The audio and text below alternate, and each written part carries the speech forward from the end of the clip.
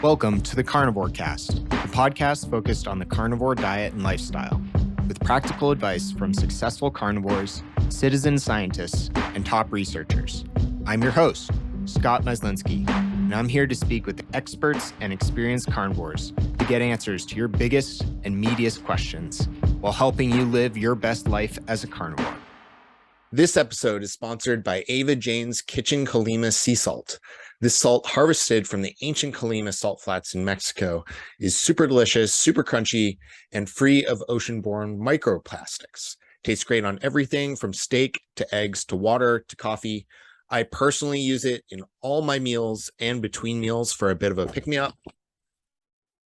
Just go like this. Very good. And with every purchase, you'll be supporting the show and the Solineros that work tirelessly to bring you this delicious salt. Check out carnivorecastsalt.com, all one word. That's Carnivore Cast Salt. Get your first bag of Colima sea salt absolutely free. Only pay for shipping. Michael Kummer is a former professional sprinter, CrossFitter, and founder of MK Supplements. Since moving to the US, he's lived and worked in the greater Atlanta area.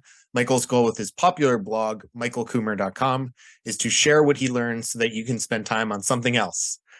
He's focused on the areas that his readers find most passion around, including diet, fitness, and technology.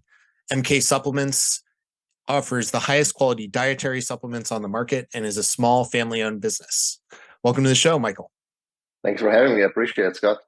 Yeah, so would love to hear kind of your story and what got you into this world of animal-based eating and maybe your athletic background as well. Yeah, absolutely. So I grew up in Austria, spent there most of my life. And, Austria, most people in Austria follow a Mediterranean influenced diet, I should say. It's not quite as bad as the standard American diet, but in the last couple of years, it has gotten very close to it, I think. But, we ate relatively well, just based on, the knowledge my parents had at the time. But we just consumed also a relatively high amount of carbohydrates and in particular, sugars.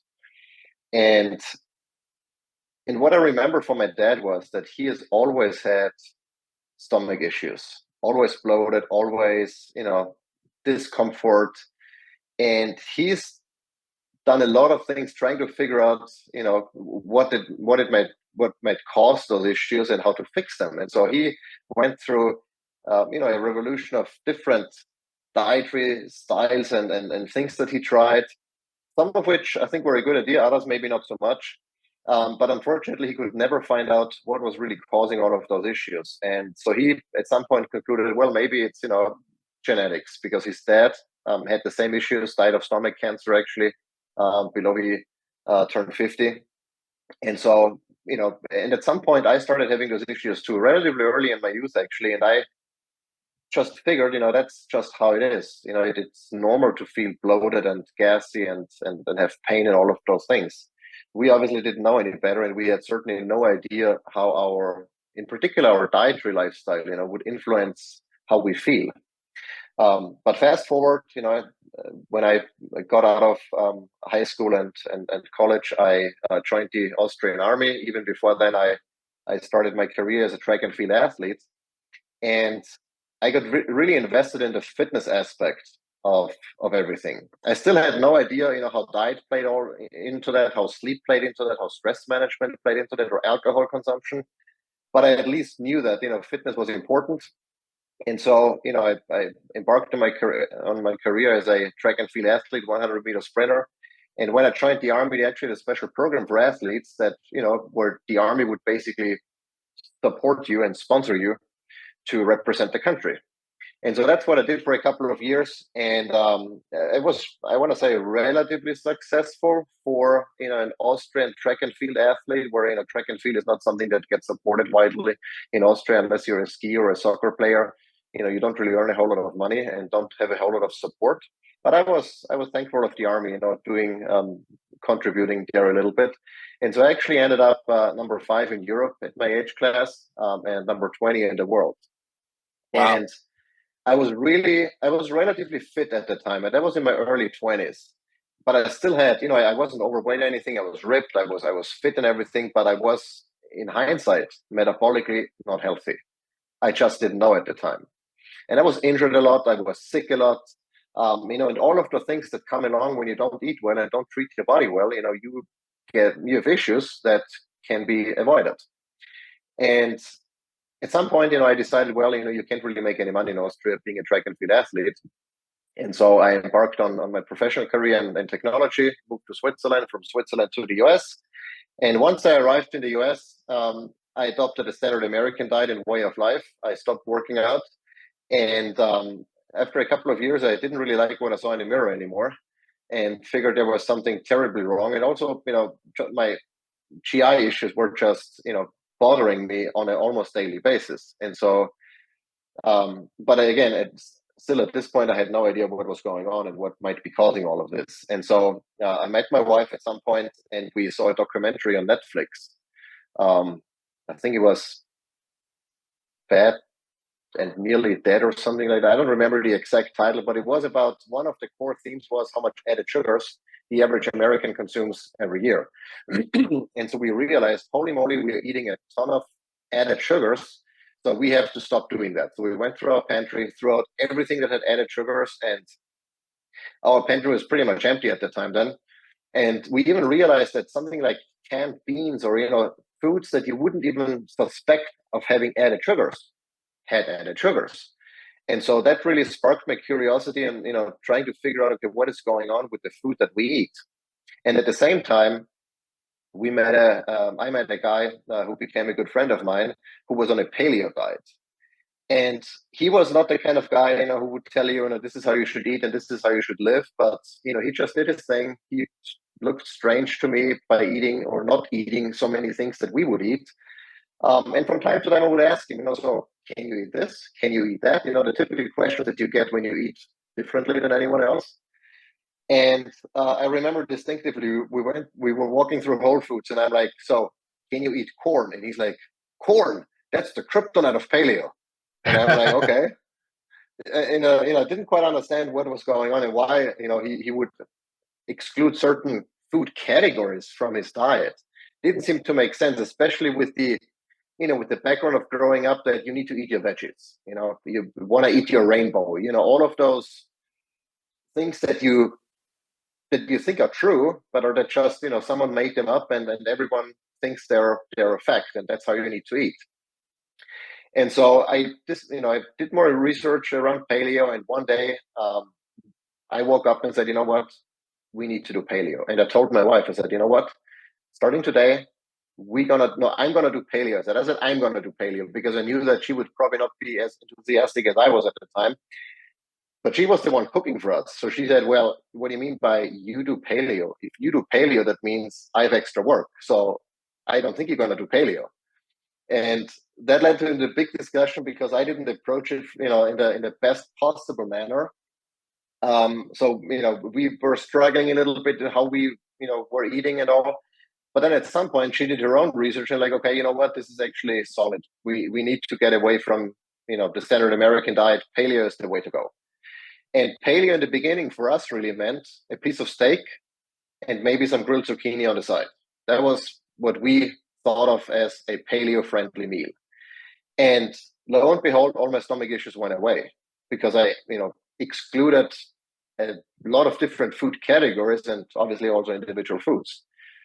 But as you do paleo for a while, you figure out, hey, I can turn this and that into paleo friendly options. There are even cookbooks that tell you how to bake paleo friendly cakes and all of that. And so we explored more and more of how we can make paleo as convenient as possible and as compatible as possible with the outside world. And so we ended up basically eating a bunch of, nut flours and all those kind of things that are absolutely not so good for you. And that were definitely not good for me because all of my stomach issues came back. And at some point I realized, well, maybe paleo is not, the answer. And so I learned more about nutrition. I'm like, okay, keto, there was this thing called keto. That's really what we have to do because all carbs are bad. So I started doing keto again by myself because my wife wasn't quite on board yet. And but my stomach issues, funny enough, didn't go away because at that point I was already trained to use a modern ketogenic diet, like we did a modern paleo diet. And, as you probably know, you can make everything keto almost by adding, non-caloric sweeteners and, nut butters and all those kind of things that are probably not so good for you, but they are keto. And so keto really helped me to get shredded, to perform better at the gym, but my GI issues were still there. And I'm like, I don't understand this, because I'm doing, I'm having the best diet you can possibly have, and I'm still having issues. And then along the way, I stumbled into, people like Paul Saladino and some of the other, at that time at least, carnivore influencers and supporters. And I realized that, well, maybe, it's all of the stuff that I'm eating with keto, like low glycemic vegetables and nuts and nut flours and all of those things that are probably not good for my GI health. So I went carnivore for a little bit just to see how that worked. And again, all my issues went away, because it was very similar at that point to my initial version of paleo, which means red meat. And maybe, it always happened to be something that falls into the least or into low toxic vegetable categories, like, zucchinis or squashes, something like that. And I figured, well, it's probably all of those plants that I'm eating that are not good for me, that cause those issues. And so by removing them and then slowly trying to figure out, okay, what works and what doesn't, I ended up on an animal-based diet, and our entire family really is following that approach. So we're very meat heavy, predominantly meat from ruminant animals, and fats, fats and proteins. And but we include some of the least toxic plants, like, de-seeded and peeled squashes, especially the kids like them, sweet fruits. And I've also realized that by doing CrossFit, at the time I was doing CrossFit 5-6 times a week, and I would, empty my glycogen stores every single day. And I noticed that by just relying on gluconeogenesis, the body's ability to make glucose from non-carbohydrate sources, it works, but it's not incredibly efficient. If you want to hit it again the next day, and you're still, in the process of replenishing your glycogen stores, your performance suffers to a degree. Not that it really mattered, because I'm not a professional athlete anymore, but I was still noticeable that my recovery and all of those things were a little bit weaker than they are now that I have a little bit more carbs. I'm still on a low carb diet by definition. I mean, less than 100 grams a day, sometimes no carbs when I don't work out. But I've noticed that by including some carbs, and we have bees in the backyard, so we have our own honey and all. By including some of those carbs, that my physical recovery is just a little bit better, and I tend to sleep better. And so that's why I went away from pure meat and eggs to a more animal-based approach that seems to be working fairly well for us. This episode is brought to you by Biooptimizers and their amazing magnesium breakthrough formula for stress relief and better sleep on a carnivore diet. Try it yourself at www.magnesiumbreakthrough.com/carnivorecast and use code carnivore10 to save and help support the show. For August, they've prepared a special offer for our listeners. You'll be able to buy magnesium and get free bottles of the full line of digestive health products, including Maxizymes, patented probiotics, and more. Check them out at magnesiumbreakthrough.com/carnivorecast, and remember to use carnivore10. Thank you. Yeah, it seems like you've been very intelligent with your kind of experimentation. And one of the things I picked up on from following your content is you like to follow the science and you're very evidence-based. How has that worked? You talk about your family eating this way as well. How has it worked for them? How have you noticed it worked for your wife and for your kids? It has worked very well. I mean, I think all of us are now relatively in tune with our bodies to kind of feel what works and what doesn't. And in the beginning, when we transitioned, our daughter grew up at least the first 2 years, without any added sugars, but still with foods that we would not be eating anymore. Like, she was eating bread, when she was 2. I still have photos that gives me makes me cringe when I see her chew on a piece of white bread. But at the time we didn't know any better, and so transitioning her by removing all of those things that she had access to before was more of a struggle than with our son, who was born later. He was already born into the keto approach, and then it led into the carnivore and animal-based approach. So he had an easier time just following what we are doing. And overall, we have made the experience, in particular with the kids, that if you don't have certain foods at home that you don't want them to eat, there is no issue. If your pantry is full of stuff that they shouldn't really have, be it candy in the worst case scenario, or some other things that you don't want them to eat, there's always an argument. Why is it there, but I can have it? Why are you having it? If they catch you, grab a piece of chocolate or whatever the case might be. But by simply not having those things at home, there is no discussion. If they say, hey, I want to have something, go to the pantry, whatever you can find, you can eat. It's as simple as that. So that has removed a lot of the friction that we had in the beginning, where we still had stuff at home that we didn't really want them to eat. But overall, especially the younger one, our boy was born prematurely at 30 weeks and 6 days, and he has been on a very high-fat ketogenic diet, not necessarily because we forced him to, but because he gravitated towards those foods. He's always been eating more fat than most everyone else, and he's been doing really, really well on that. And our daughter as well. She is now old enough at 9 years to kind of get the connection between how she feels based on what she ate, and so she makes those connections and those choices now. Both really do by themselves. If they go somewhere, they make the right choice, because they know if they eat something that they shouldn't, they're gonna feel less good. And even though that less good is a little bit easier to handle in kids, I think, because you can get away with a lot of things when you're younger. As you get older, those bad choices are more impactful, but still they can tell if something is working or if it isn't, and they usually make the right choices. And then I also understand why we're making these choices, simply because if we go around and see other people, how their physical appearance is, how their health is, how if we go hiking and people already have to take a break when we are just getting started, they can pick up on those cues and say, okay, this is why we are doing what we are doing. Yeah, that's so amazing and foundational. They're very lucky to have you, and I'm sure they're going to be extremely healthy.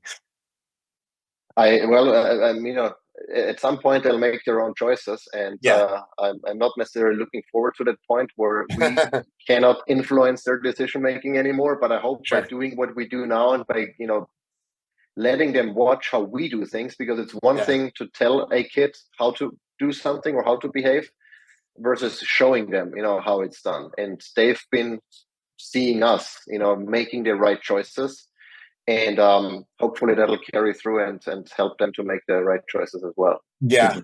And I'm sure no matter what happens, they'll always have that foundation and that knowledge. If they do stray away from it, they can always come back to it. So I think that's super valuable. And you mentioned CrossFitting and like how the diet has, you mentioned reintroducing some foods, some carbs to help with that, which I think is fantastic. I think that's a great idea. How has CrossFit worked for you as like a movement practice, and how is it aligned with the way you eat as well? I think it's an excellent discipline, because it aids a combination of different things, and it kind of mimics in many ways how humans are supposed to move, be it lifting heavy stuff, sprinting, explosive kind of things. It's not so much based, sometimes there's running involved and some other things that I'm not necessarily a fan of, that classic cardio type of movement. But overall, it's exactly what I love doing. Explosive stuff, high intensity. Doesn't have to be super long. Doesn't have to take up half of my day. But if I go and have a 20-minute or even a 12-minute high intensity workout that makes me be on the floor afterwards, and and I've emptied a bunch of glycogen stores and improve my insulin sensitivity and all of those good things in the process. That's exactly what I want. So it's been working out really, really well. Of course, there's when if you're as competitive as I am, there's always that fine line that you walk between making lifestyle choices that improve performance versus lifestyle choices that improve your health span or longevity. And those are not always the same things, especially if you're, I'm sure I don't know that you could be a professional and successful CrossFit athlete, on a ketogenic diet, for example. I think there are some things that some carbs that you might benefit from to perform even better. Now, does that mean you're healthier just because you're performing better? I would argue not necessarily. But if you're competitive, there's always that fine line that you have to walk to not get too far off to the performance optimizing side and stay really on the health optimizing side. And it's been not a struggle, but at least something that I, have to reevaluate from time to time to make sure that I stay on the right path. Yeah. I can see how you can easily get caught up with CrossFit and being so competitive, having that competitive background. You can easily take it too far or hurt yourself if you're not intelligent about it, as with most things. Yeah, that's right. And one thing I'm passionate about, and I've seen you post about a few times, is feeding your dog more of a species specific diet, and kind of an animal based diet as well. How did you come up with that, and how has that been working? I think you have a German Shepherd, is that right? That's correct. Yep. Yeah. Mm-hmm. Yeah, I mean, for me it was kind of as we learned more about how to feed ourselves, once we and especially once we started, we've a small homestead, we have chickens, we have bees, we're gonna have rabbits next year, to butcher for food. And so as we've gotten more into dealing with animals, we wanted to apply the same principles that we apply to our own diet, feed them what is most appropriate, for the species. And, for chickens, that meant, soy and corn free and, pasture raised and all of those things, to make it as natural as possible, even though they're insectivores, technically, and we don't have enough insects, so we have to supplement with some of the grains and legumes they would find in nature too, and they eat in nature too, so it's not that that's completely foreign to the species. But the point is, once we got, then a dog, we said, well, so what do dogs, eat, and what have their ancestors eaten for, a very long time? And it was relatively clear to us that they are, if not 100% carnivore, very close to being that. I mean, there are some discussions that I've read where scientists say that, well, wolves in nature, they consume the stomach contents of their prey. Others say they are shaking them out so they don't get any of those fermented or partially digested plant matter that the prey might have eaten. So I'm still open to acknowledging that there might be some plants, if prepared, let's say fermented or whatever properly, that dogs could potentially eat. But much like with humans, I don't think that that's necessary to thrive. I think a human can thrive perfectly on a pure carnivore diet. No need for any plants. And the same goes with dogs. But what was shocking to me was that I thought that just if you look at a dog, if you look at the canines, if you look at the digestive tract, if you look at everything that makes a dog, I thought that there should be no discussion whatsoever that they are supposed to eat predominantly meat, bones, organs, fat, all of those things that come from hunting wild animals. But when I called vets around in our area here, I called, I think, up 10 vets, and I asked them if they have any experience with raw feeding, and they said, and all of them said, either no, they don't, or no, and they don't recommend it. Yeah, and I'm like, it's dangerous. Are you kidding? And even the vet we then ended up going to, there are some, most doctors, they don't even bother me. If they ask me what he eats, and I say, well, he eats 3 pounds of raw, basically ground up whole beaver or whatever it might be that he's getting right now. Nobody says anything except one doctor, and I'm sure, just based on the look, she must have been vegan. I can't, they have no other explanation. And she said, so what about all the nutrients that the dog needs? And I'm like, you mean the ones that are in organs and the meat and the bones and the marrow and the fat? And she said, no, but those are not going to provide all the nutrients the dog needs. And I'm like, Yeah. I was speechless. I'm like, Yeah. you're actually a vet. Are you a real doctor, or Dr. Pepper? You know? Yeah. And it's absolutely mind-boggling that you have to, even, you know, I mean, with human doctors, you know, I can see why, you know, that there is still a discussion, you know, that, you know, there, well, I really don't understand, but at least I can kind of, you know, if I think long enough about it, then I can kind of see where they are coming from and why they would recommend certain dietary lifestyles that I don't support. But with a vet, in the case of a canine, it's mind-boggling to me. Yeah, it's incredibly frustrating in my experience with vets. There's a really excellent book that I recommend to anyone interested in this topic called The Forever Dog by Dr. Karen Becker, who's a vet who is very, very ancestrally aligned, I would say. And she talks about the first chapter is about how all vet schools are completely funded by the big four food companies, which are also the big four pet food companies, Right. like Nestle and Mars. And it's very sad because, you know, when you can see it in humans, but it's harder in animals because they can't necessarily tell you how they're feeling.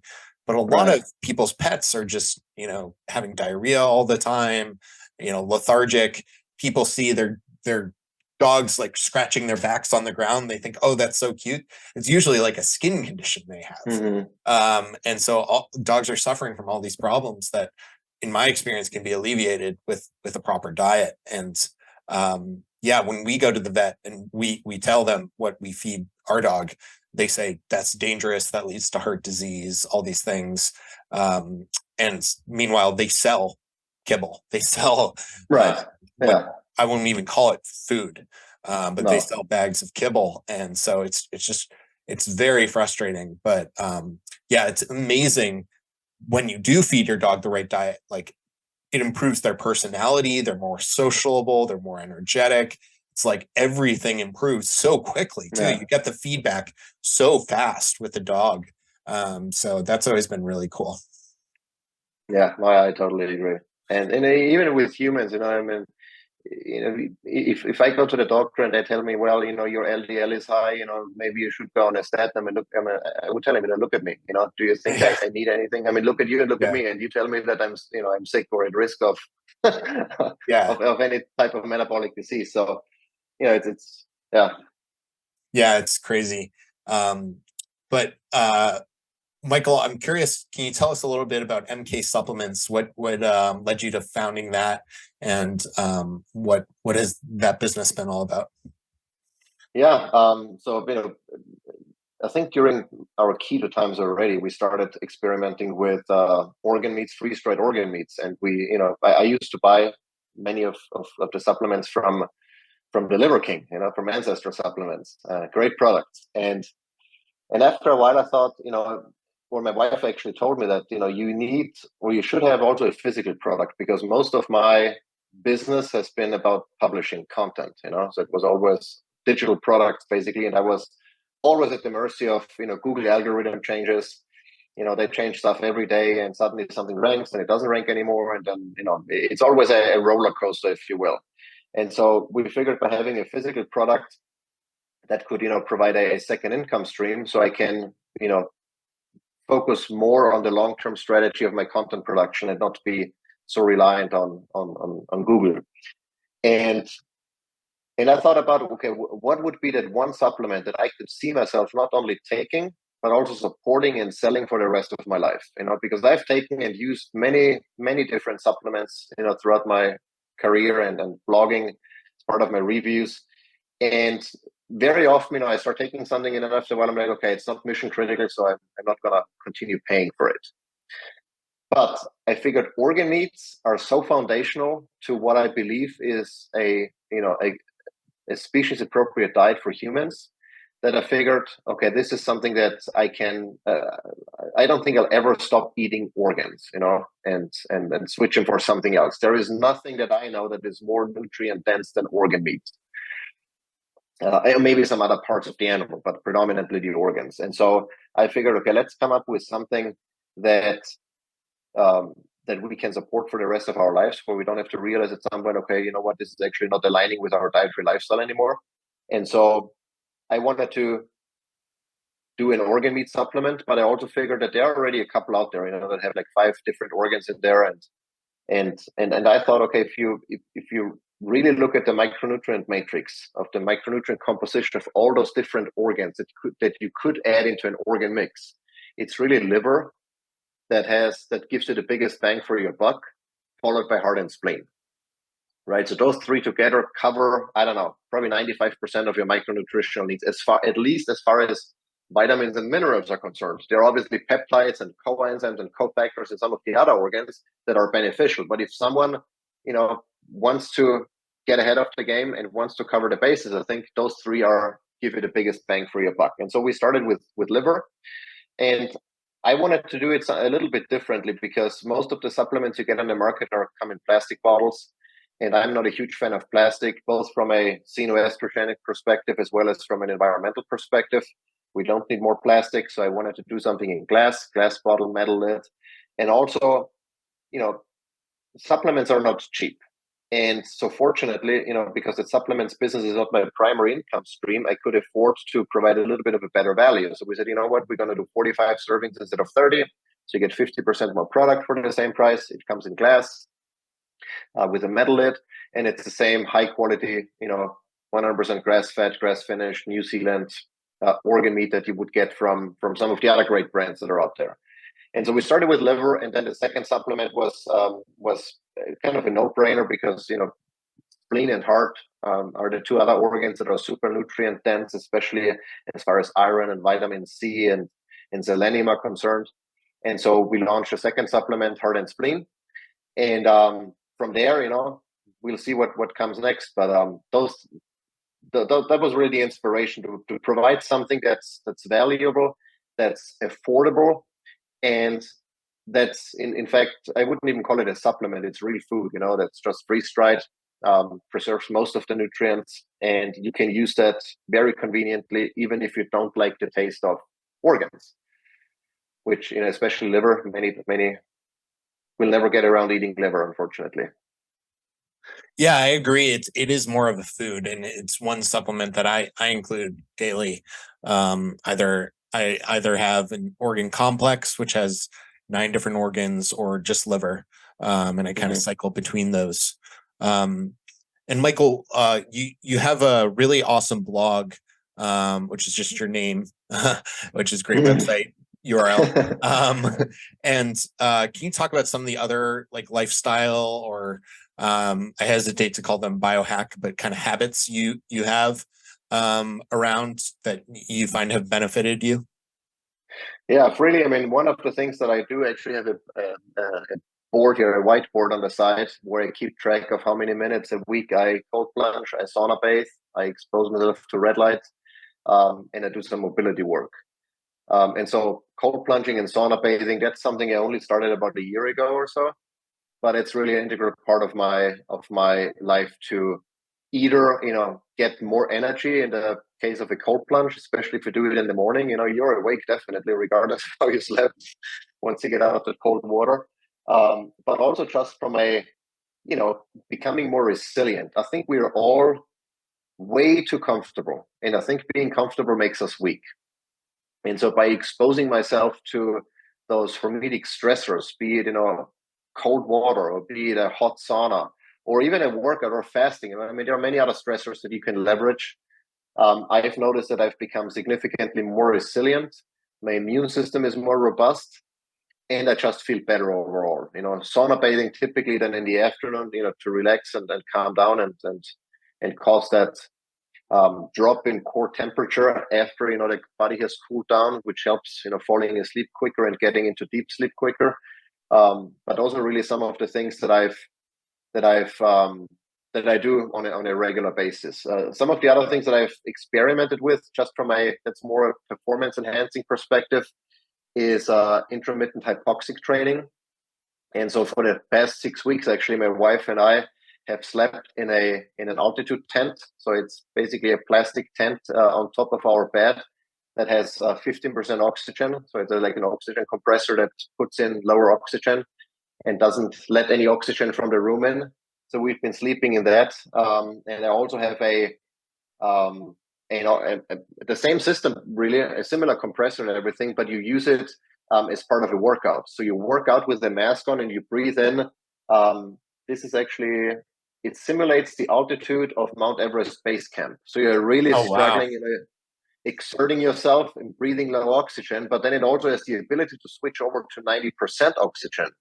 And what that does is, because your body is so oxygen deprived at that point, once you switch to 90%, it pushes oxygenated blood in the tiniest blood vessels that would otherwise not get the amount of blood and blood flow and oxygen. And you can especially feel it in your head. It's like a high almost, where you get suddenly oxygen in your brain. And it's meant, for people with brain damage and those kind of things, and to recover quicker. But it's also just it's helped me a lot to perform better in the gym, because my body can carry more oxygen. You create more blood vessels, you carry more oxygen, you have a higher hematocrit and a red blood cell count and all of those things. So those are some of the other things that I've been experimenting with to see if it can help me with my longevity goals as well as with my physical performance. Yeah, I think those are some excellent habits, and I try to incorporate elements of them as well, as often as I can, and have definitely seen some benefits. This has been great, Michael. Thank you so much for coming on. It's great to meet you. Absolutely. And learn more about your background. Your story is fascinating.